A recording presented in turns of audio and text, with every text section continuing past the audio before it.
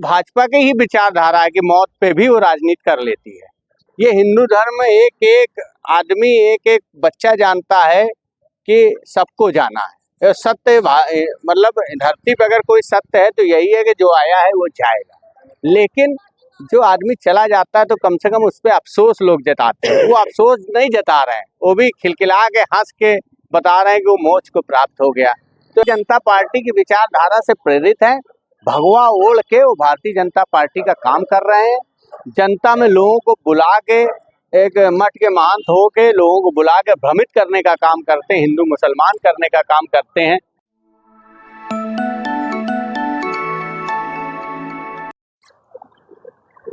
हमारे साथ एक लोग मिले हैं, हम उनसे बात करते हैं कि बागेश्वर धाम ने जो बोला है वो कितना उसमें सच्चाई है और कितना वो सही मानते हैं। जो भगदड़ में कुंभ के किनारे पे जिनकी डेथ हुई है उनके लिए बागेश्वर धाम के बाबा धीरेन्द्र शास्त्री ने बोला कि उनको गंगा के किनारे उनकी डेथ हुई, मोक्ष मिल गया। तो इसके लिए आप क्या कहना चाहते हैं?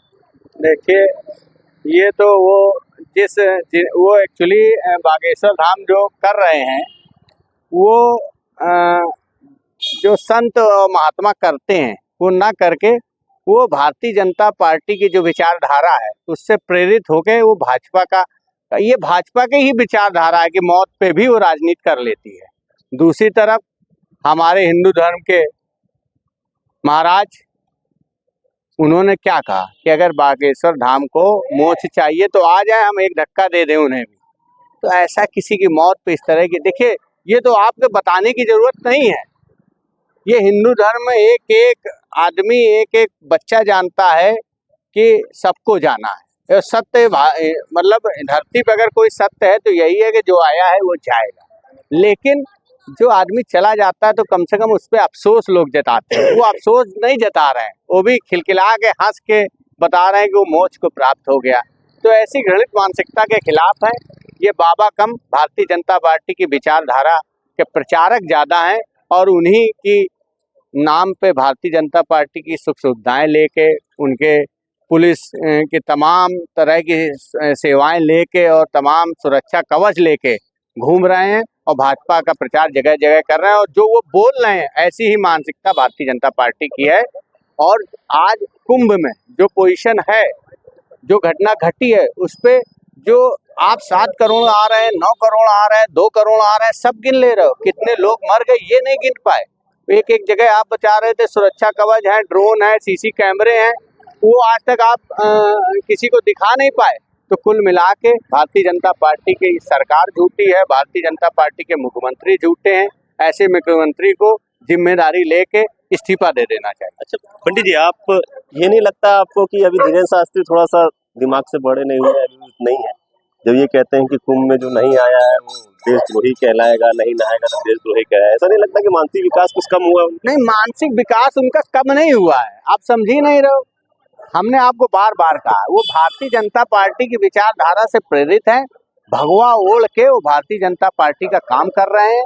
जनता में लोगों को बुला के एक मठ के महंत हो के लोगों को बुला के भ्रमित करने का काम करते हैं, हिंदू मुसलमान करने का काम करते हैं।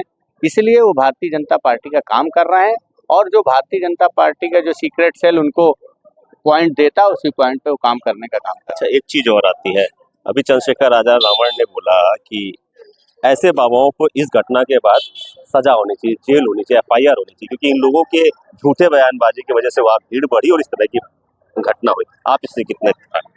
बिल्कुल सही कहा, इसको तो सुप्रीम कोर्ट को स्वयं लेना चाहिए।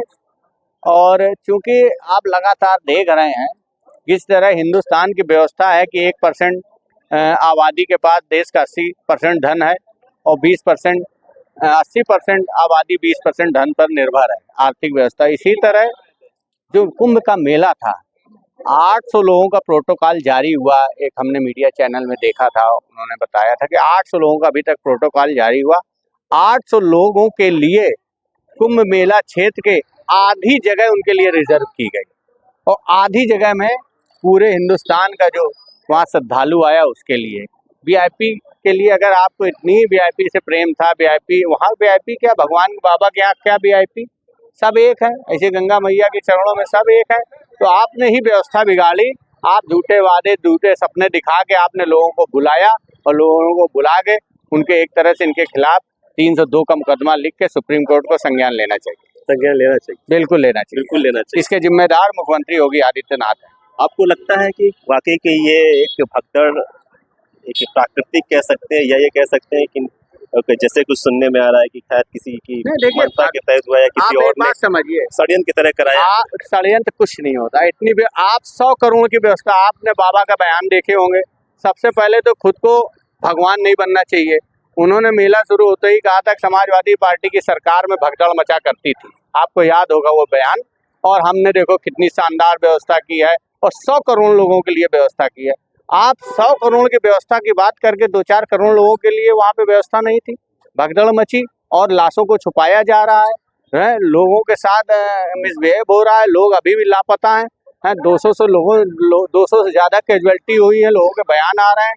तो इस तरह सुप्रीम कोर्ट को संज्ञान लेके मुकदमा पंजीकृत करा के इनके खिलाफ सख्त कार्रवाई करनी चाहिए और इन्हें नीतिगत इस्तीफा दे देना चाहिए। एक अंतिम प्रश्न, आप बागेश्वर धाम के तरह के बयान के अनुसार देशद्रोही हैं या देशभक्त हैं? संगम गए हैं कि नहीं गए? नहीं, हम तो यही मेरा संगम है, बाबा नंदेश्वर ही मेरे संगम है, मेरे सब कुछ है। हम लोग यहीं से बचपन से आ रहे हैं और जीवन भर यहीं आएंगे, यहीं से सब हुआ है, यहीं सब होगा। यही तो हमसे बात करने के लिए बहुत बहुत शुक्रिया सर, बहुत बहुत